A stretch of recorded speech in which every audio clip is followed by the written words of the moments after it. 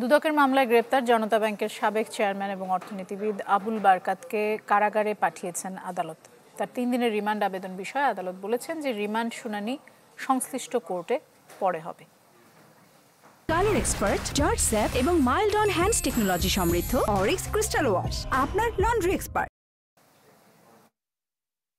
দেশের আর্থিক খাতে অনিয়মের অন্যতম কালো অধ্যায় অ্যাননটেক্স গ্রুপটির নামে 297 কোটি টাকা আত্মসাতের অভিযোগে গেল 20 ফেব্রুয়ারি আবুল বারাকাত সহ 23 জনের নামে মামলা করে দুদক, যার প্রেক্ষিতে বৃহস্পতিবার রাতে রাজধানীর ধানমন্ডি থেকে আবুল বারাকাতকে গ্রেপ্তার করে ডিবি।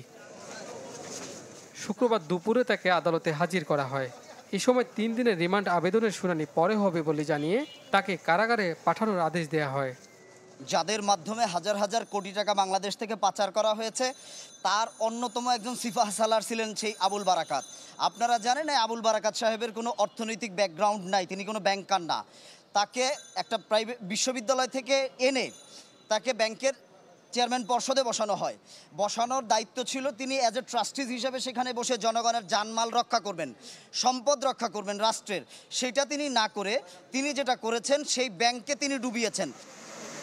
আসামি পক্ষের আইনজীবীর দাবি, হয়রানি করতেই গ্রেপ্তার করা হয়েছে আবুল বারাকাতকে। এইটা কিন্তু একটা সেটেলড ইস্যু।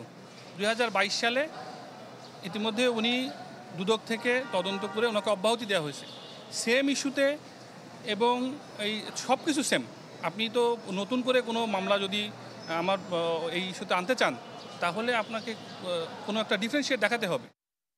দুদকের অভিযোগ, বাংলাদেশ ব্যাংকের সাবেক গভর্নর আতিউর রহমান ও অর্থনীতিবিদ আবুল বারাকাত পরস্পর যোগসাজশে অ্যাননটেক্স গ্রুপের 22টি প্রতিষ্ঠানকে জনতা ব্যাংক থেকে 297 কোটি টাকা ঋণ দিয়েছিলেন। আওয়ামী লীগ সরকারের আমলে জনতা ব্যাংকের চেয়ারম্যানের দায়িত্ব পালন করেন তিনি। কাজী ফয়সাল, চ্যানেল 24, ঢাকা।